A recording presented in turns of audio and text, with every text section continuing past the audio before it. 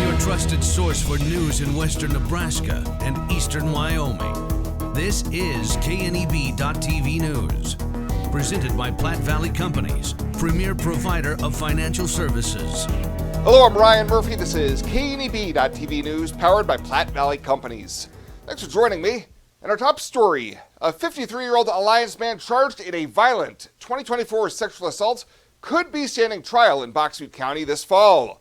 Harley Salway appeared in Box Butte County Court last week as he faces charges of first-degree sexual assault, use of a deadly weapon to commit a felony, and first-degree false imprisonment. The victim in this case says that Salway used a metal pipe, knife, and a mallet to threaten her over the course of the sexual assault, and he physically prevented her from leaving the room. Judge Travis O'Gorman set a September 10th pretrial hearing for the case, where both sides would need to have a plea deal reached or a list of all witnesses, exhibits, and jury instructions needed ahead of a jury trial that would likely take place in October. Well, the Alliance Police Department is urging residents to lock their vehicles and secure homes to reduce the risk of theft following an arrest of a juvenile prior to the holiday weekend. According to a release, officers were responding to an attempted burglary early Friday on Tuloka Avenue, finding a broken house window and a juvenile suspect laying in the grass nearby. A loaded magazine for a handgun was found in his possession, and later in the day, a reported theft from an unlocked vehicle a few blocks away included the loss of a handgun, which was found in a search between the two locations. Footprints between the crime scenes matched those of the shoes worn by the juvenile, who was taken into custody on charges that included criminal mischief, theft, and possession of a stolen firearm. We'll have more news right after this. Whether you're gardening, searching for the perfect vacation home, or planning your next travel destination, your life is just as unique. Your Raymond James financial advisors, Jody Rosiska and Kevin Figg, get to know you, your passions, and your vision for the future, so you can live your life. That's life well planned.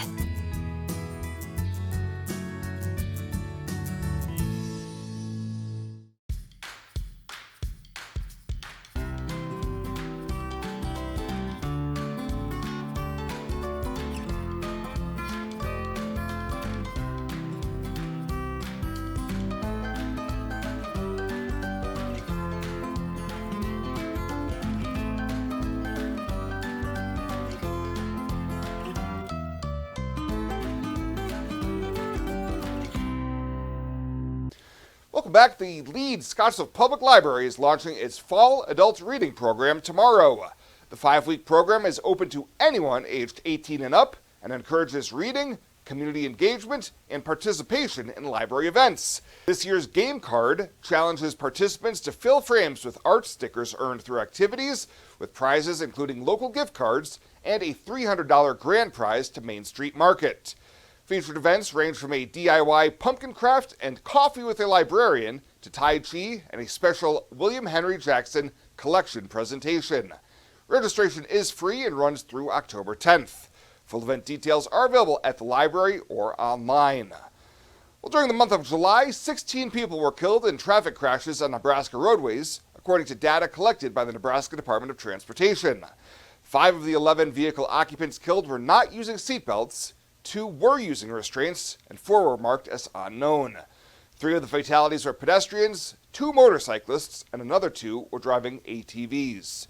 Through July, 117 people have lost their lives on Nebraska roadways this year, compared to 146 at the same time last year, which is down nearly 20%.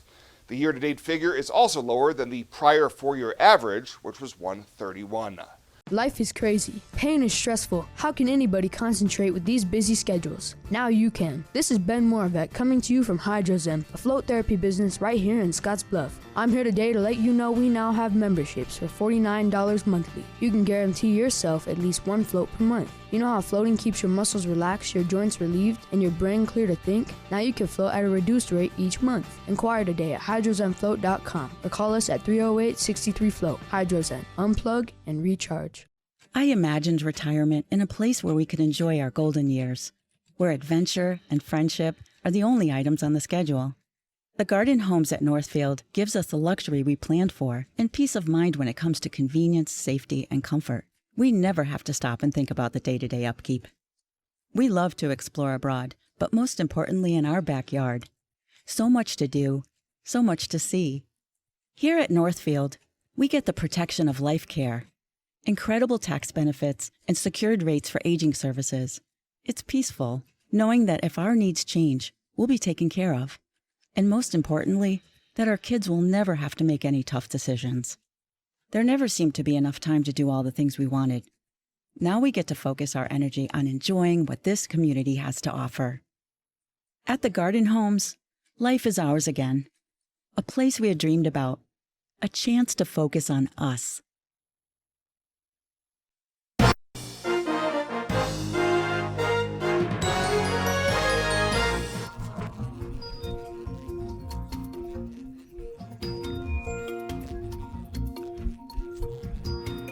Welcome to the weekly market roundup brought to you by Nebraska soybean farmers and their checkoff. We've got a great cast today. We've got Heather Ramsey joining us, as well as Austin Schroeder. I'm Steve White on location behind the scenes at the Nebraska State Fair. In case you wondered, yes, sometimes I do have to get away, and that's why we put the curtains up so I can try to get a little work done. And it is the end of the month. It is a holiday weekend, and we've got a lot of different thoughts we're going to get to about the markets and where things stand as we are on this Labor Day weekend. We'll get to all of that right after this message from the Nebraska Soybean Board. It may be small, but this little bean fuels a lot of power. It powers a food industry as a top source of protein. It's a fuel that powers diesel engines with fewer emissions. It powers a state economy and bottom lines, and it powers the rest of the world as a top Nebraska export. Yeah, it may be small, but we're finding more ways for this little bean to power Nebraska. Welcome back to the weekly market roundup. We're kicking things off. And Heather, as we say, it is the end of August. It is also a holiday weekend. And as we kind of take a look at the month, we're kind of shifting into September now. As you look at kind of the range of things, what jumps out at you as we're putting the close on August of 2025? You know, I think one of the most interesting things about where we end the month is December corn futures. This month, we digested private analyst expectations. We digested a USDA number for national corn yield. Multiple times we've heard and had the market trade and digest a 188.8 actually national average. And so that number alone makes you think we should be well under $4 futes. And somehow this month we managed to trade some lows, but then come back and settle out above this $4 futures mark. The range on December futures this month from 392 futes up to 419, and that 419 actually put in here today on the last trading day of the month. We've actually seen closes increase. So the closing price, it looks like we're going to be somewhere about 7 cents better at the end of the month than where we started the month. And so when you think about where that national yield average expectation is at, it's kind of surprising to jump our expectations from being around a 183-ish number up to 188 during this month, and then seeing still a better close by the end of the month. So that's a little bit interesting. You know, soybeans have a really interesting range as well. They were sitting 981 lows, highs of 1062 this month. So just big ranges in general for soybeans for the month of August. And that one has been a little bit surprising, I think, to some. Yeah, Austin, as we take a look at those numbers, any of those numbers or anything from the month of August jump out to you? As we said, the 188.8 number has gotten a lot of attention, but what are you going to remember about August 2025 here, Austin? Yeah, well, I think the thing you're going to remember is you kind of put the low in on the day that you had that billion bushels added to that balance sheet, right? You had not only the 188.8, you had the 2 million acres of increase in planted acres added. And so you kind of had some unexpected things happen. But, you know, again, the market's kind of digested some of that. I think when you look at the weather throughout August, you're probably taking a little bit off of that 188. So I think we're obviously trading a little bit below that. You look at some of the disease issues, and we're factoring in some of that as well on the corn. You know, over on the bean side, again, factoring in that August weather, with kind of a repeat of last year, right? You had a normal, or I guess a decent growing season, and you kind of rounded out the end of the growing season in August a little on the drier side, especially over in the Eastern Corn Belt, and you kind of had some lower yields show up finally once we got to that January report. It took USDA a little time to get there. But we did have some yield issues. So, I think the pod counts are pretty big this year. So I think some of that yield loss may be limited. But when you factor in that it's been dry in August, especially on the bean side, I think you're going to see some of those production numbers come down moving forward. That's given the market, a little bit of support. But again, I think you look at some of the trade issues we've had on the beans and lack of sales. And so I think that's kind of capping some of the strength we've had here.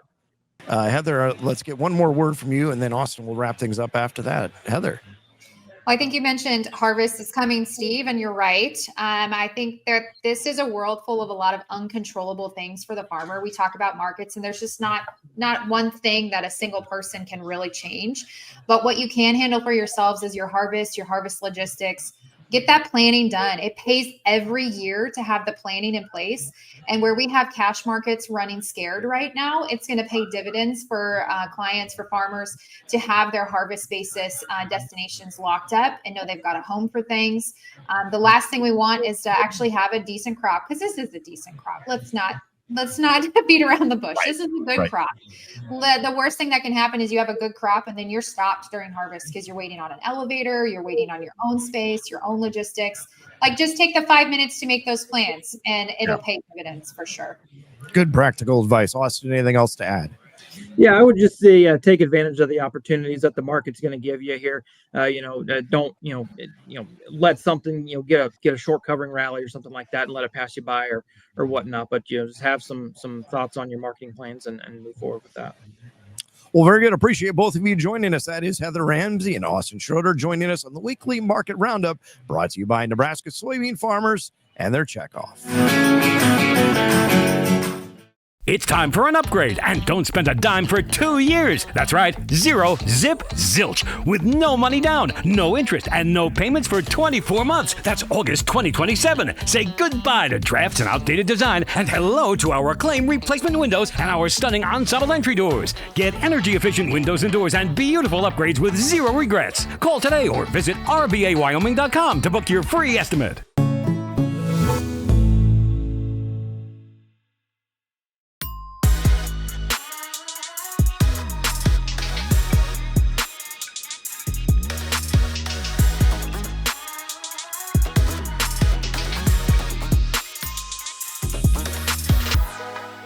Welcome to Kelly's Liquor, your liquor cabinet. Whether you're a wine enthusiast, a whiskey sommelier, a tequila connoisseur, or you just love your beer, Kelly's has the best selection of what you're looking for. Family owned and operated since 1946 and right on 27th Street in Scottsbluff. Come see us today at Kelly's Liquor, your liquor cabinet. And remember to be a good neighbor. Don't drink and drive. Kelly's Liquor, West 27th Street in Scottsbluff.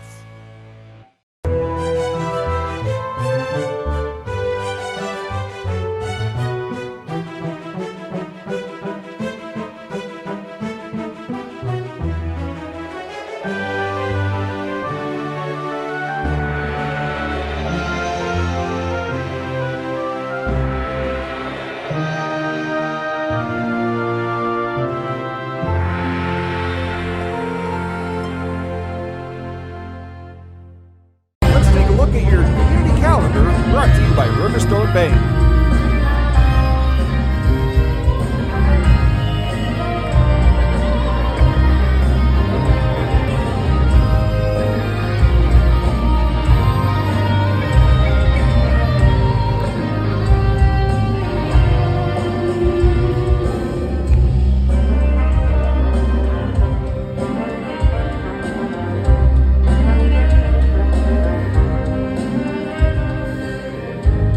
Please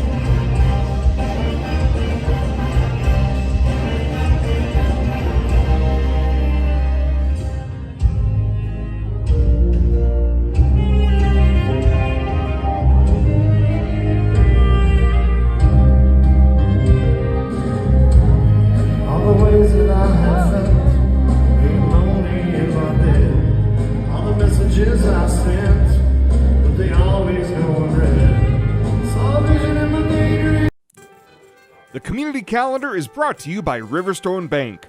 We're local and we love our community. Better sleep and better health can be found at Western Sleep Medicine in Gering. Since 2006, Western Sleep Medicine has offered the lowest cost sleep testing either in their independent sleep laboratory or the privacy of your own home. You have control over your health care and your out-of-pocket cost. All insurance is accepted for a much lower cost than the regional option. If you need a sleep study, ask for Western Sleep Medicine. They've helped thousands of people over the years and want to help you. Western Sleep Medicine. Better sleep, better health. At Platte Valley Bank, we want to help you take advantage of every adventure. We know you have plans, goals, and dreams. Let us help you with them. Whether it is building, buying, or renovating, we have the home loan or home equity line of credit to fit your needs. Stop in and see us at Platte Valley Bank and let us help make your dreams a reality. You belong here. Platte Valley Bank, member FDIC, equal housing lender. And finally tonight, the efforts of Scottsbluff County Habitat for Humanity received a big boost just before the holiday weekend with the announcement of funding from FNBO. The financial institution made a $30,000 donation from their Impact Grant program aimed at helping the nonprofit towards completion of their 24th home. Habitat fundraising chair Kevin Mooney said he was able to get the application in just under the wire with a little help. Kind of like a government grant application, but I got through it and got it done in a day, and there was a lot of help from a lot of people. Seth Koval helped me with some things that we had to send as well, our finance guy, and we got it through. And then I was just so pleased when Tuesday I got an email and said they'd awarded us a grant. FNBO Scottsbluff branch manager Jerry Goodman explained how the project fit well with the bank's philanthropy program. We mainly focus on financial literacy, affordable housing, and workforce development. So this project fit right in with those impact grants. This year, FNBO over the entire footprint awarded $1.7 million in these impact grants. So we're just really pleased to have some of that out here in the Panhandle. They're hoping to have the house on 14th Avenue at 9th Street completed in time for Raquel Valdez and her 2 children to celebrate Christmas in a new home. And she said she couldn't thank the bank and Habitat for Humanity volunteers enough. I'm going to start getting emotional because it's been a really hard year for myself and for my kids. So I can't help but look at this as a blessing, and God just really doing his work in my life and for my kids' life. So I just can't thank you guys enough for giving your guys' time and your effort, and I'm just really thankful. Mooney said it was the largest donation to Habitat by a person, business, or organization in the years since he first joined the local volunteer housing group. Well, that does it for us this time. Thank you so much for tuning in. Stay safe out there. We'll see you here next time.